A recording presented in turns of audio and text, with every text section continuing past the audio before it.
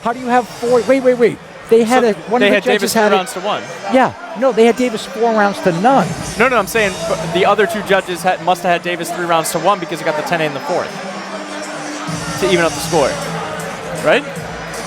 First and foremost, I can't do math to save my life. So, by the way, for you at home, Rico and I are just kind of just making shit up on the fly. Who the fuck knows? We're sort of like doing math in our head and trying to figure out what's somebody give me a pen and paper. 38-38. I don't know how that happens. Interesting. Unless someone gave Davis that it was a 9-8 instead of a 10-8. Yeah. I don't know math. Well, kids stay in school. Yeah. Ladies and gentlemen. All I know is great fight. Yeah, great fucking You were fight. right. Great fight. Unless they didn't call that a knockdown. Did they call it a knockdown or a slip? 6 rounds. I don't remember. Massachusetts That could have been it. Super Middleweight Title. I thought it was a knockdown. Walking into the ring now. Oh, this is another great fight. Two guys I've moved with in my career. Fought Fugon here to a draw. Spent a lot of time with Ross Rodriguez training for the last fight. One of my main sparring partners. Good. This is one I'm really excited about.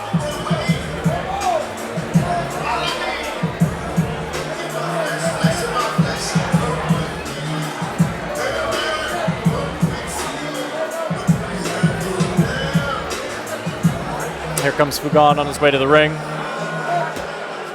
He's fought, this is his 4th fight in Boston, I believe. 4th or 5th time in Boston.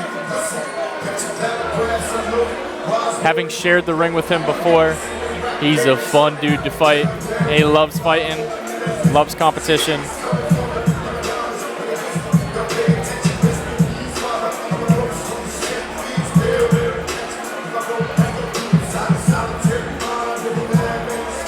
Kudos to both these guys for taking this challenging fight. Ross coming off an absolute war with Greg Bono. Please welcome Ross El Maestro Rodriguez.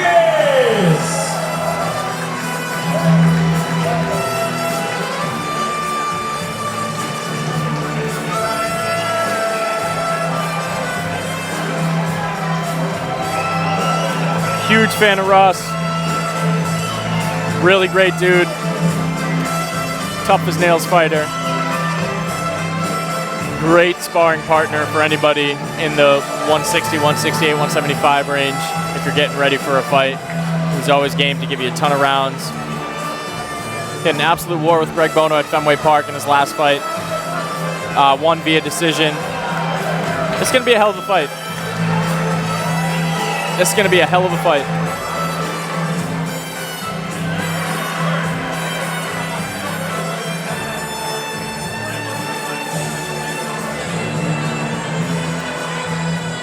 Fugon coming from California, cross-country trip. Said it wasn't an issue, slept like a baby on the flight.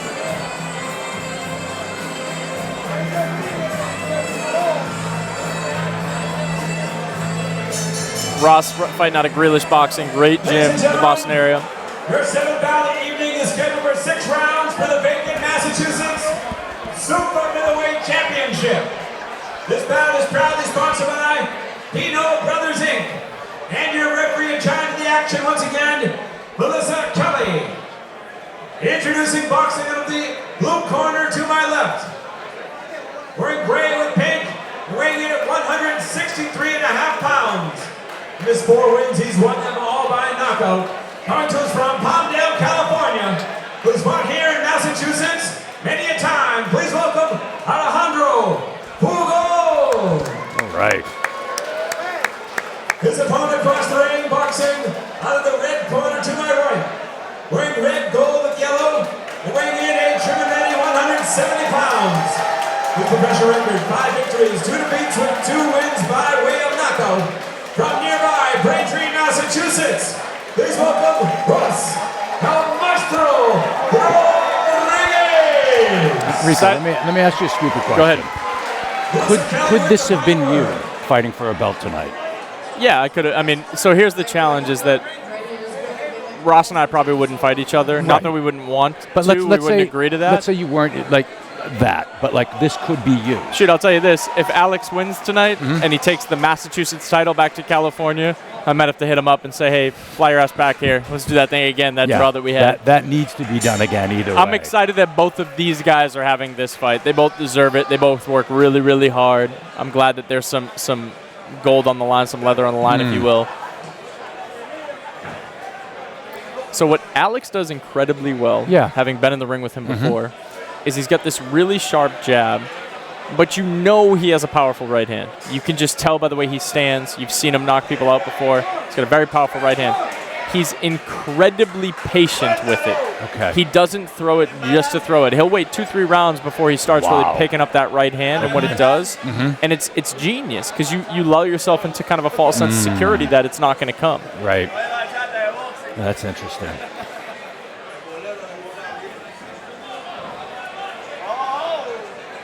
He looks bigger tonight than when he fought you. Bigger, not in the bad way. Like he looks healthy. Yep.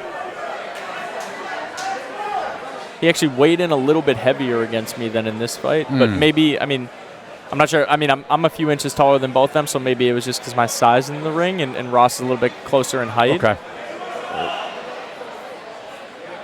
He's doing exactly what he should do, which is slowing down Ross's momentum. Ross is he's a great rhythm fighter where he gets into this groove sometimes, and he's really, really hard to deal with. And if you can eliminate his rhythm, like Alex is doing, like Fugon is doing right now, it puts him at a little bit of a disadvantage, a little bit of uncomfortability. Because when Ross gets flowing, he gets flowing, and he's really, really hard to beat. Now, does Ross usually fight in that style? That high horns, Well, not the high horns I dig, but the whole being just inside the phone booth. No, so this is what I'm saying is that typically Ross is flowing really well. He doesn't mind fighting in here. In fact, he's really talented in the phone booth. But typically he's flowing outside, inside, outside, mid-range, right? And he's got a real good cadence and kind of dance to his fight. But right now, Alex is doing a good job of eliminating that. So how has he eliminated it? If you watch, right, the second Ross starts to get going a little bit, first of all, he's being feinty and he's making Ross flinch, right? Okay. But as it starts to get too many, Fugon will close the distance, or he'll back himself off and he'll put himself out of harm's way to be. See, now we're tight, we're ugly, it's nasty. I'm holding your hands.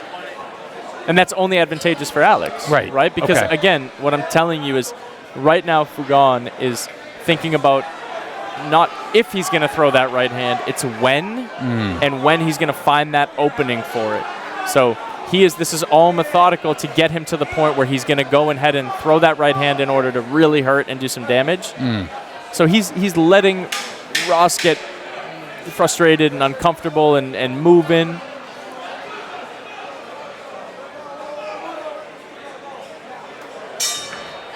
Nice control.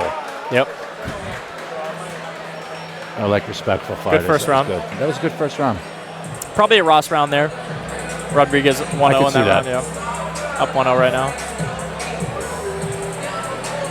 Coach Fire in the corner for Ross Rodriguez out of Grealish Boxing. Fantastic coach. As a sidebar, that dude does more for the youth level boxers than I think I've ever seen anybody in the local area. The way he empowers the kids in his gym, and I say kids truthfully, like children. Right.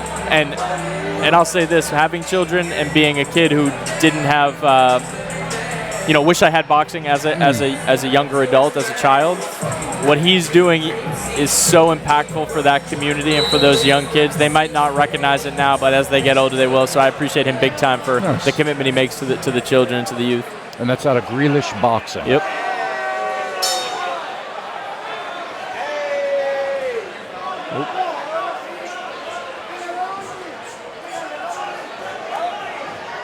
Alex has got a good right uppercut when he get in range. His jab's snappy right now.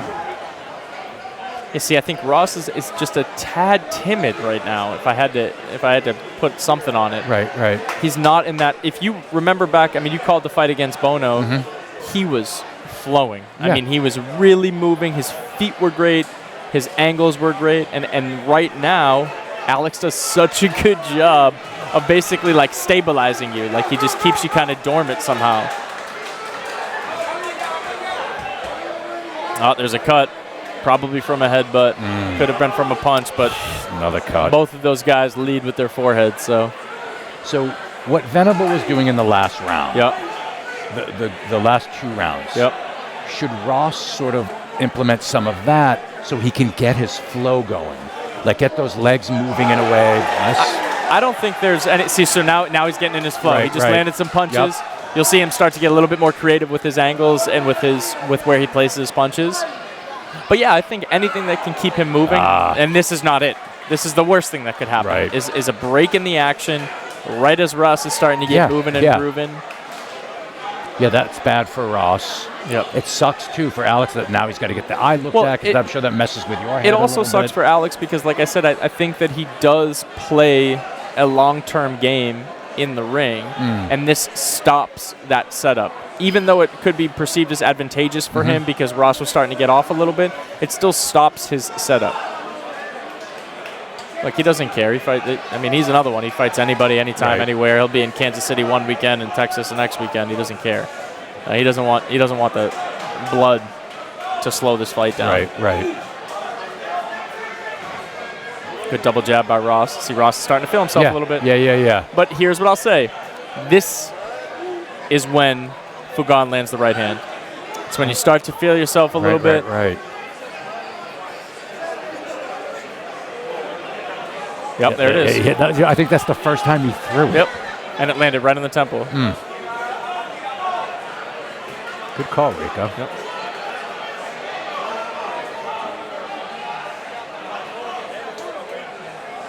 It's that right uppercut. Yeah, Ross seems more fluid, more flowy now. Even just in the defense. And also less timid right now. He's going forward comfortably. Yes. Right uppercut. That was a good shot. But Ross is not taking steps backward. I would love for him to take a step right now and not keep giving Alex the out. Right. See, he's waiting for it. He sees something that he thinks he can capitalize on that right hand. He doesn't throw it frequently, and when he does, it hurts. But Ross is disciplined. Ross doesn't stray. I'm going to check it again. It's the same round. How bad is that cut? He was cut in the rematch against Bernard Joseph as well.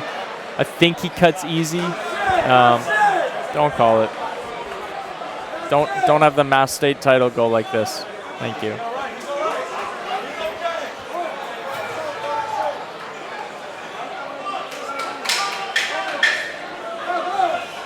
Do that too again. Nice. Fighting out of the clinch. Nice hook. Nice hook to punctuate the end of that round. Mark Nolan coming in to work on the cut. Here we go. Mark's a good cut. Yeah, he is. Mark's really good at wrapping hands. That he's a Picasso. I mean, I've never seen hands wrapped so beautiful. They're so great. And Matt and Mark are two totally different humans when it comes to how they are in the corner. But this is where Mark really, really prides himself on this level of it. The hand wrapping, the cut work, the way that he has everything prepared, right? I think that if you can see from where you're sitting, Matt Nolan against the stage. Yes. He's looking on intently, not because he doesn't want Fugon to bleed or whatever, because this is such a good, even fight right now. Right. That the worst thing that could happen is they're going to call it because of some blood, you know? Yeah, we don't want that. It's nice seeing Matt and Casual Rob, the toe-to-toe fight show crew representing. I have it 1-1 right now, if anybody cares. Nobody cares. I care. The production team probably muted my mic like 3.5 hours ago. Smart move if you did, if you guys are listening over there. Also, if anybody over there has a charger for my iPhone, things about to croak. This is he does that. That's what do you call it? Stir in the pot. He does that too. Stir the pot, little snake charmer action as well. Back of the head. Back of the head. Watch it.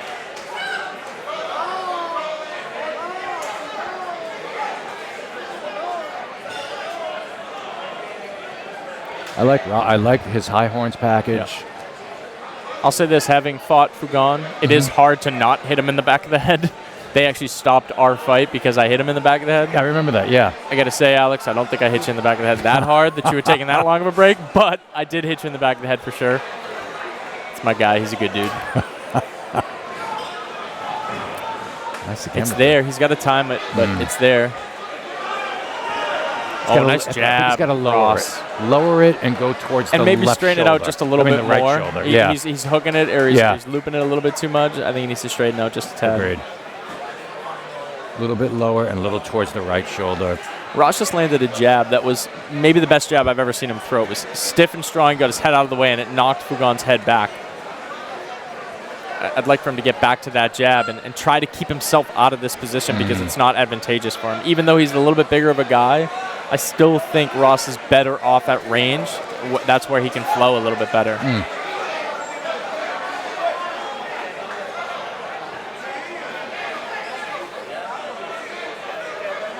Ross, another guy, he doesn't give a shit who he fights. I mean, his last 3 fights are Ryan Clark, Greg Bono, and now Alex Fugon. There isn't an easy round in there. Yeah, again, a Nolan fight, there's no easy fight. Yeah, it's just the way it is. Nice little stab jab. Nice feints from Alex. I'd like them to work a little bit more while they're in there instead of this like agreement to break, because I think there's points to be scored in there. There's a round to be won in that clinch. Yeah, it looks like there's that unspoken agreement. Yeah, about like we're not going to do anything in here. Yeah. We need a break. Let's take this break together. Good job by Mark stopping that blood. Yeah. Yeah, it looks like it's pretty well under control. But as you know, all it takes is one little, nice jab, Alex. Good jab back by Ross.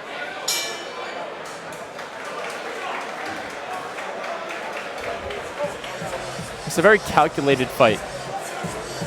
It's very much a chess match in there. I don't know who I score that round to. That was pretty even. I was just thinking the same thing. I'm like, I don't know who I'd give that to.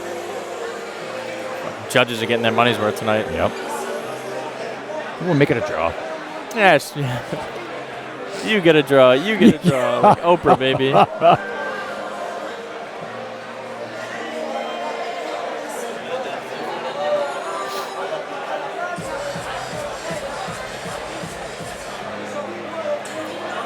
Fourth round, going into the fourth round of 6, I believe. Yep. I think this is a 6. Yeah, right? it's a 6. It's got to be.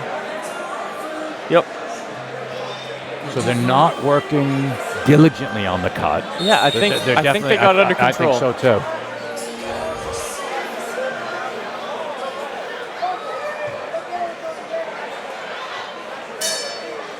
All right, here we go. Nice use of that jab.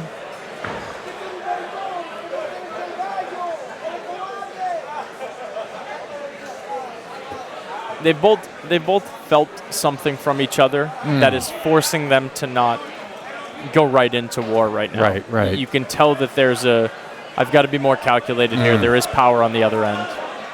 And having moved with both of them, there is power on the other end. Okay.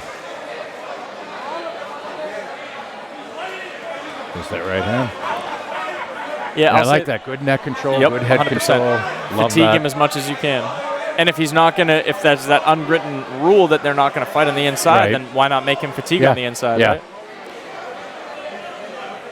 Now, what is that he does? He moves that right hand It's just his way of saying you didn't hit me. Okay. Yeah, it's pretty funny. We were talking a lot in our fight, and he was doing some of that stuff. It's pretty. I love that. You know me. I'm a talker. I love that you talk. It's my favorite thing.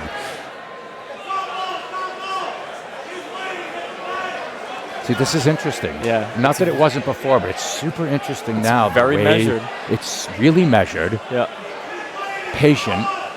Nice double jab by Ross.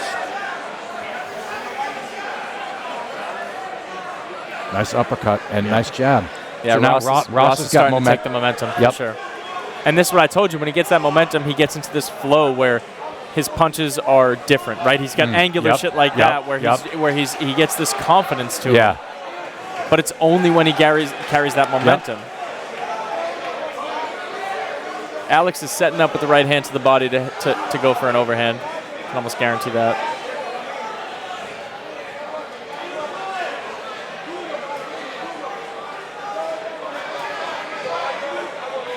Now it's back to sort of this specific pace. Yep. Alex working a nice jab. Low.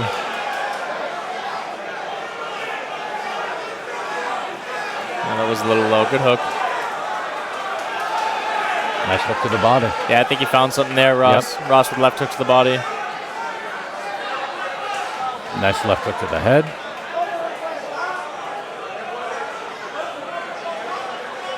Alex Ross is smart. He's treating this very similar to how I did, which is no matter what, you're high horns against this guy because he has that right hand that can be so powerful. Anytime you get back to neutral, you get back to 2 hands, high guard, and you just look through the center of your gloves.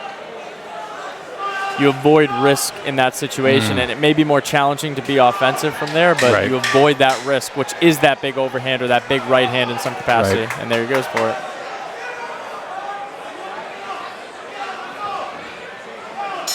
Good round. And again, for you amateur boxers at home, practice rounds in high horns. Yeah. You know, you're at some point you're going to need high horns. Yeah. So, give yourself a day of practice where today's high horns day. Yep. I'm going to work high horns defense. I'm going to work how do I get offense out of high horns? Yep. And I like this concept for anybody listening at home that is looking for practice tips like Todd is giving. I've always spoken about this concept of what I call game sliders. So game sliders is when you practice high horns, you practice them with your hands almost over your head. Because when you get in the game, that will slide. It always will. It's natural, right? So if you practice at 200% and you perform at 50% of your practice, then you're going to perform at 100%. I know that's kind of a backwards math equation, but it's like a donut really on a baseball bat. Overperform, exactly, and you build in the game sliders in there because they are going to happen. I like that term, game sliders. I like that. Something I picked up when I was coaching basketball in college.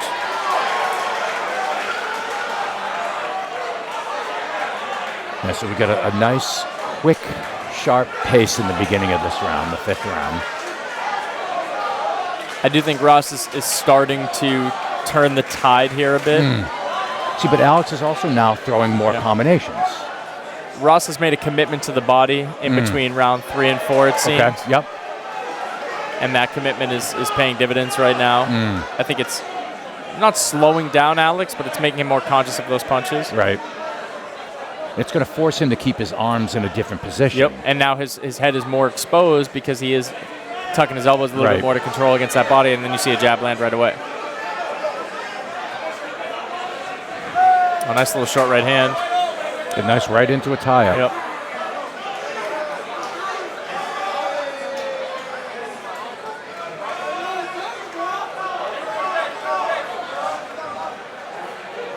Ross needs to keep just doing what he's doing. He's brilliant right now.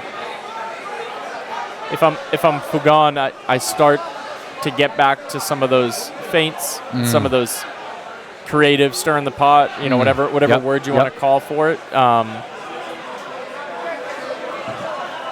Because I think Ross is really, really comfortable right now, and you've got to make him uncomfortable without punches. Right. Got to make him think a little bit. Oh, there's a right hand. But Ross goes right to the tie-in. Smart move. Ross looks good right now. So how else can you make Ross uncomfortable? We have feints, stir the pot. What else? I think Ross wants to be first traditionally, and if you are one punching like Alex is right now, it doesn't matter, right? Because it's 1 versus 2, 1 versus 2. Right. I think you have to throw a handful of punches, 3, 4, 5, to get him in a position where he's not as apt to counter. Where you throw one punch, he's going to counter, and then he's going to be the leader right after. Right. So I think Alex needs to throw, Fugon needs to throw 3, 4, 5, 6 punches where he can to put him in that spot. And if you notice, Ross a few moments ago was waving Alex to come in. also think there's an opportunity here if I'm Fugon in this instance, is I'm going to play possum a little bit and let Ross get me to the ropes. Right. Because it's just not what he's doing and being successful. Now, he could be successful there. I'm not saying Ross won't benefit from that position, but it's not the position where he is super successful, which is this exact spot. Okay. In the 50-50 at range, Ross is doing really well here. So I would just do something different. I'd make it seem like he brought me into the ropes. I'd put myself in the corner and say, hey, what are we going to do here? Like, maybe it's something different. Alex coming on at the end of this round. Nice.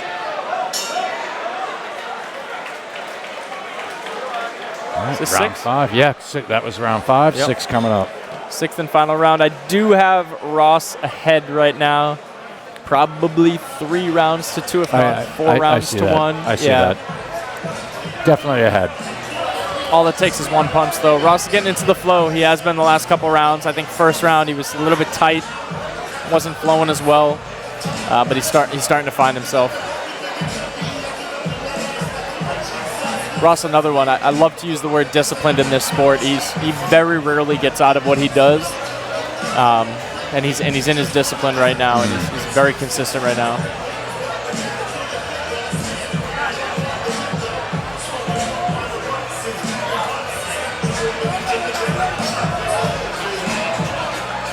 You know, like Alex is ready. He's off his stool, ready for round 6. I think he's pretty aware of the fact that something needs to happen here.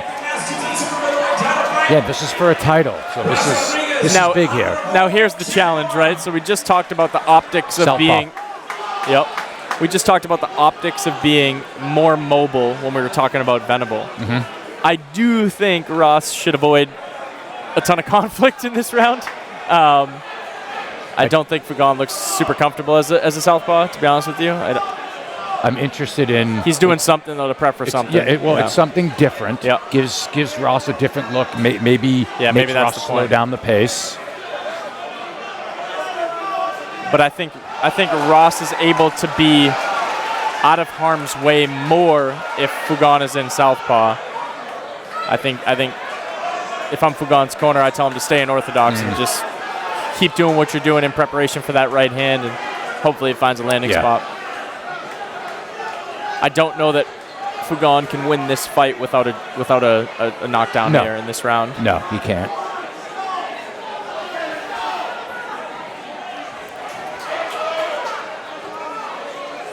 Nice shot.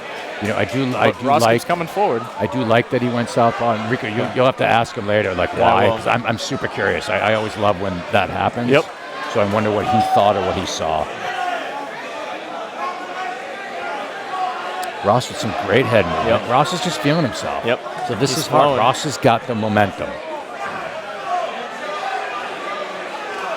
So Alex, there we go. You got to do something to take back the momentum. But you said it earlier, that right hand needs to be a little bit straighter and a little bit lower. He got hit low again? Yeah. I think it needs a moment.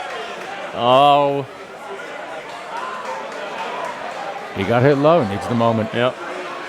Billy and the boys. So Alex needs to do something. And at this point, I'm not going to say it's too late. He needs to do something to break that momentum. Yeah. Ross is feeling himself, got momentum. He's trying to get the crowd into it. Yeah. And I think nice shot. I think you now just have to start throwing a little more punches. Ross is taking some bombs right now and walking right through them. But he's so disciplined with that high guard that they're not really flush. They're landing, but they're having to work their way through gloves to get there, and that softens the blow. Yeah, and that's the whole thing with high horns is that you can't. It's hard to penetrate. And you're hitting gloves. And even if it lands, it does drop 10-20% because it has to make its way through those gloves.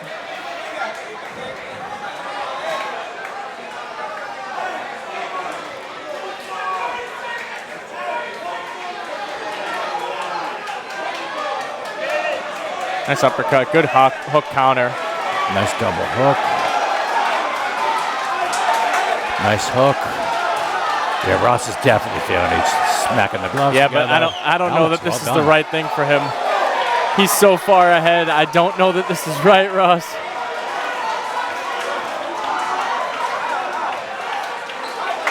But he's feeling himself, so why not, right? Yep. But I think, too, Alex brings out things in him. Yeah, I think he does, too. He's a fun dude to fight. Yeah. Looks like a fun dude to fight. Yep. Just brings it out in you.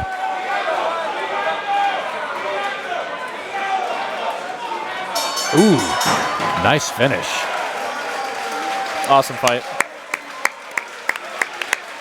That was a good, again, another great fight. 4-2 Ross for the win, I think. Yeah, I think so.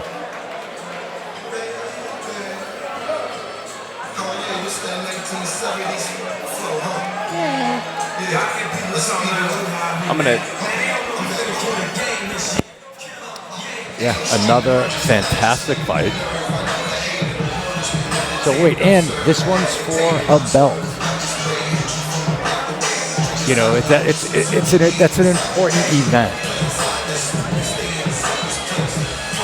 I'm sure both fighters are wondering. I think that Ross had won that, but I think Alex did a fantastic job. And Alex, if you're watching, I would love to know. I like switching. I think it's a great position to take. It creates different angles. It gives the other fighter pause. It's a way to sort of change momentum. So I like that you made that choice, and I'd love to have a conversation with you because I'd love to hear about why you made that choice. I just find those moments really interesting. I do think for this fight, I think that Ross had won. And I'm excited for him that he gets a nice belt out of this. And as I'm looking at Matt Nolan's holding the belt, it's a nice-looking belt. And we'll see how the judges have it. There's no way this can be a draw. So don't even listen to Rico if he even says draw. This is no way. I think Rico has jinxed all those fights by claiming draw. So I think send your emails in.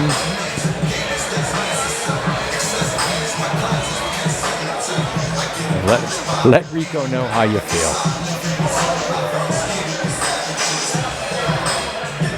All right, here comes John Pena with the scores.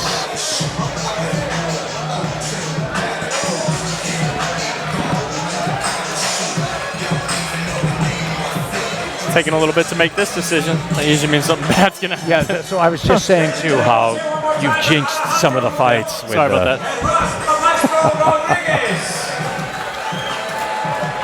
There's no way this is a draw. That's what we said last time Alex was here. George Carey Litchfield sees the bout 59-55 for Fugon. George Burrell sees the bout 59-55 for Rodriguez. Well, Judge Carney sees it 59-55. Ross. Your winner by split decision.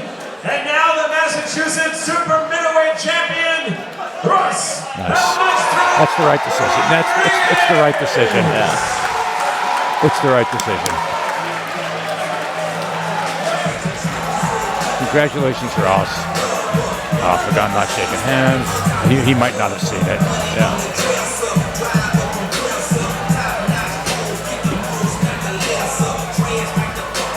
I understand Fugon's frustration. I don't think that he took damage, and I think that that's why he's bummed, because he was right there in front of him the whole time, and he did enough to put himself in a position to win. I do think Ross did a little bit more. I absolutely think Ross did more. And more than just enough. He did more than just enough. He did the right stuff and more of that right stuff. He definitely won that. And when, I guess the easiest way for me to describe it is when Ross was really flowing, it was lopsided, and when Alex was at his best, it wasn't as lopsided, if that makes sense. Yeah, that's a great way to look at that. How can you describe this win tonight? All consistency, man. Consistency, giving the glory to God. He's the one that gives me the strength to do this. He gives me the strength to fight. I'm not the greatest boxer. But I got a huge set of balls, and I put in the work. Before I take any credit tonight, talking about sacrifice, more than the belt, the most important thing to me is my family and my little princess, Zoe. It's her birthday today. And so happy second birthday to Zoe. Thank you to my coach. Thank you for my promoters. And to Fugon, man, he has some pop. I give it to him. He drew all the way, he flew all the way from California. I wanted a Mexican fighter. I got the Mexican fighter. Tough as nails. Thank you for coming out. Next month, your brother attempts to become the Massachusetts light heavyweight champion at 175 pounds, September 27th. How great of a feeling would it be for both brothers to have a title? He's gonna take it. We saw my last fight, I had a 12% chance to win. But it's not about technique, it's about how much hunger you got. My brother and I, we've been boxing since I was 16, he was 14 years old. We told each other we're gonna get these belts, we're both gonna be state champions. We're brothers, we're fighting for the same promotion. I know he's gonna take it, we promise, that's guaranteed. And also, someone said I was gonna get cooked this fight. Someone said Ross is gonna get cooked. This is not the first time I got put down, put in the work. All the kids out there, put in the work. Mental health is a real deal, but my God is greater. My God is greater. Well, whatever comes next, we can't wait to see you in the ring. Once again, new champion. How about one more time, Ross El Maestro Rodriguez.